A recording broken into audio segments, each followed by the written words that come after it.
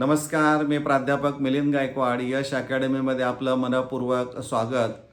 मित्रांनो, आपण जर जून-जुलै 2026 बोर्ड परीक्षा, पुरवणी परीक्षा या परीक्षेचा फॉर्म भरला असेल आणि तुम्ही क्लास इम्प्रूव्हमेंट आणि त्याचबरोबर तुमचा केमिस्ट्री विषय मागच्या परीक्षेमध्ये गेला असेल आणि तो तुम्हाला आता सोडवायचा आहे, असे जे काही विद्यार्थी असणारे आहेत, या विद्यार्थ्यांच्यासाठी थोडक्यात कशा पद्धतीनं त्या प्रश्नपत्रिकेकडं पाहायचं आणि त्याची उत्तरं कशी लिहायची आहे थोडक्यात तुम्हाला सांगणार आहे.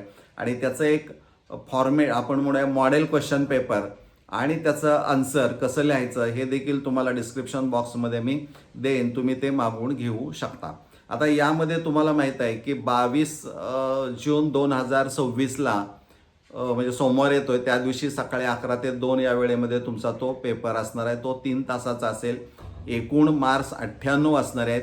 पैकी तुम्हाला 70 मार्क्स हे कंपल्सरी, म्हणजे 70 मार्काचा पेपर तुम्हाला सोडवायचा आहे. आता कुठं ऑप्शन आहे हे देखील तुम्हाला माहीत असायला पाहिजे. तुम्हाला माहीत आहे एकूण 31 प्रश्न असणार आहेत. ते 31 प्रश्न एकूण 4 सेक्शनमध्ये डिवाईड केले जातात. सेक्शन ए, बी, सी आणि डी असतो. यामध्ये सेक्शन ए जो असणार आहे तो कंपल्सरी आहे, 18 मार्काचा आहे. 10+8 असं त्याचं विभागणी असणारे आहे.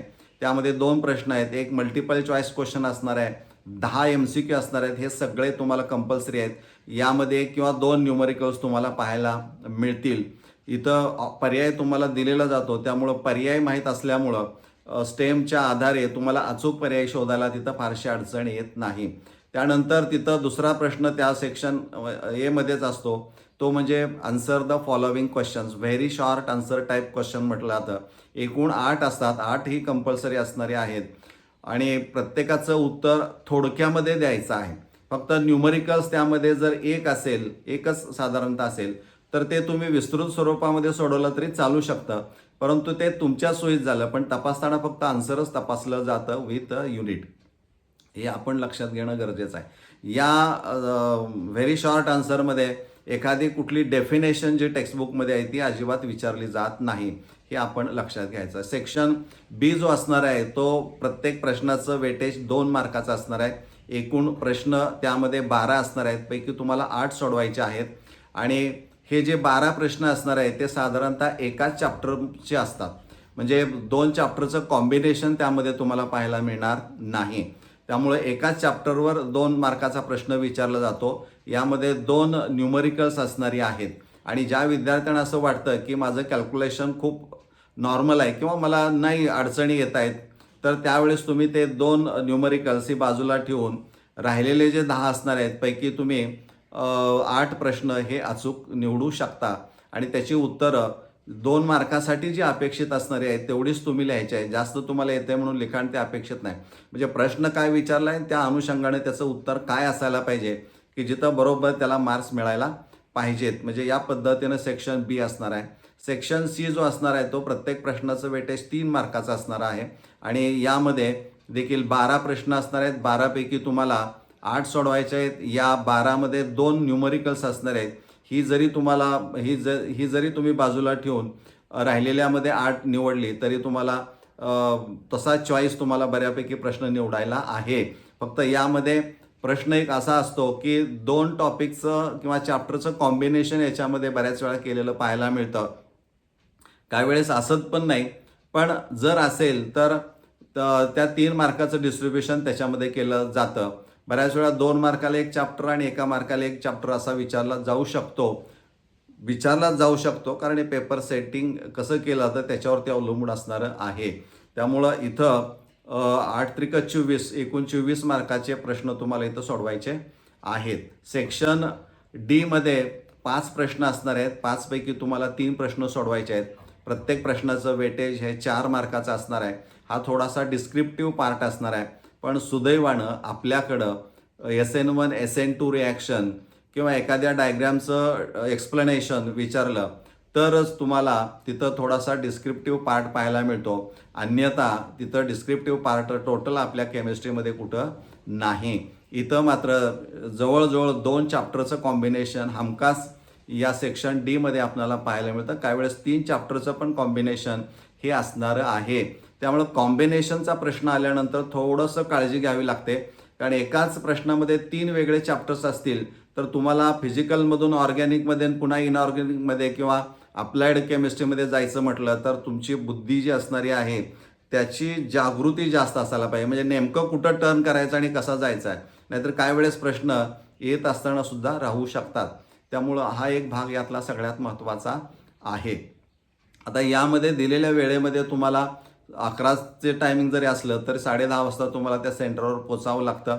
तुम्हाला 10 मिनटं वाढीव ही मिळणारी आहेत, ती नंतर मिळणारी आहेत. प्रश्न वाचण्यासाठी पहिली 10 मिनटं आरामात द्या. काही काळजी करू नका. आणि एकदा ठरवलं की तो सिक्वेन्स या पद्धतीचा आहे मनामध्ये, त्या पद्धतीने उत्तरपत्रिकेमध्ये सोडवा. उत्तरपत्रिका सोडवत असताना प्रत्येक प्रश्न नवीन पानावर सुरू करा. सेक्शन ए मोठा कॅपिटलमध्ये त्याला डबल अंडरलाईन पेन्सिलनं करा. आणि सेक्शन एच्या बाबतीमध्ये क्रमांक क्वेश्चन नंबर तुमचा मेन जो असणार आहे 1 त्यामध्ये पहिला असणार आहे तो मल्टिपल चॉईस क्वेश्चन. आणि एकाड एक गॅप ठेवून तुम्ही काय करायचं आहे त्याची उत्तरं लिहिताना क्वेश्चन नंबर 1 त्यातला एक मधला पहिला जो असणार आहे तिथं त्याचं ऑप्शन लिहायचं. कोणता ऑप्शन असणार आहे ABCD पैकी आणि त्याच्या समोर जो उत्तर असणार आहे ते उत्तर लिहा. आता याला सुद्धा त्याने पर्याय दिलेले आहेत, परंतु आपण काळजी घ्यायची की दोन्ही तिथं लिहायचं. ऑप्शन पण लिहायचं आणि ऑप्शनच्या समोरचं करेक्ट आन्सर लिहायचं. लिहिताना मात्र तिथं पेन्सिलनं डबल अंडरलाईन करा. एकाखाली एक बरोबर तो सिक्वेन्स येऊ द्या, म्हणजे तुम्हाला फारशी अडचण येणार नाही. आणि एक एक ओळ काय करायचं गॅप ठेवायची. जिथं प्रश्न संपेल तिथं एक रेष मारायची, म्हणजे तिथं तुमचं लिखाण कोणतं असणार नाही.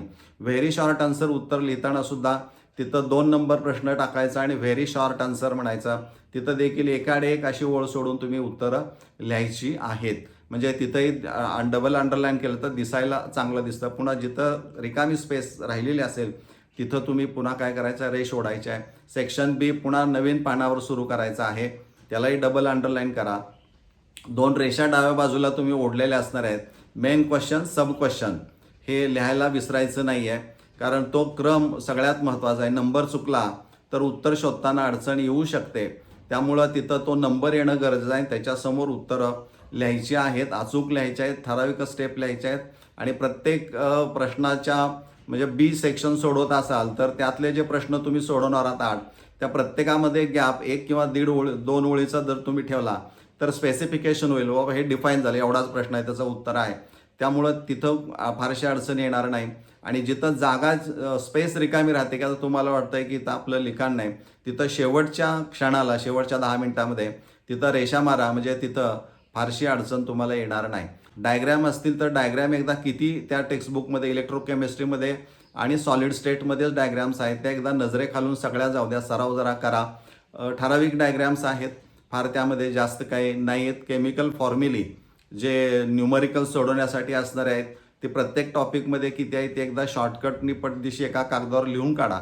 सगळी एका कागदावर लिहून काढा, म्हणजे परीक्षेला जाण्यापूर्वी 1 दिवस अगोदर त्याचं रिव्हिजन करायला बरं पडेल. ऑर्गॅनिक केमिस्ट्रीमध्ये जेवढ्या रिॲक्शन्स असणार आहेत नेम रिॲक्शन त्या एकदा प्रत्येक चॅप्टरमधल्या नेम रिॲक्शन सिक्वेन्सनं सगळ्या लिहून काढा आणि त्याचं शॉर्टमध्ये लिहून घ्या की त्याचं नेमकं काय होतंय.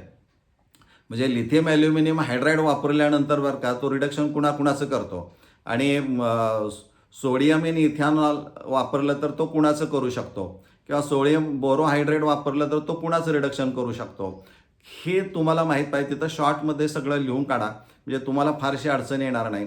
अप्लाइड केमिस्ट्रीमध्ये बायोमॉलिक्युल चॅप्टर तसा सोपा आहे किंवा पॉलिमर देखील सोपा असणारा आहे. हे छोटे छोटे चॅप्टर्स 3-3 मार्काला जे असणार आहेत ते जास्त ताकदीनं करावे लागतात, कारण त्यातलं काही विचारलं जाईल बरं का याबद्दल खात्री कोणी देऊ शकत नाही. त्यामुळं त्या सगळ्या गोष्टींचा विचार प्रश्नांचा करून उत्तरं लिहिताना या पद्धतीनं लिखाण करा की कुठेही तुम्हाला अडचण येणार नाही. तपासणाऱ्याला सुद्धा त्रास होणार नाही. सिक्वेन्सनं ABCD सगळे सेक्शन सोडवत जा, म्हणजे उत्तरपत्रिका तपासता असताना तपासणाऱ्याची मानसिकता बदलणार नाही.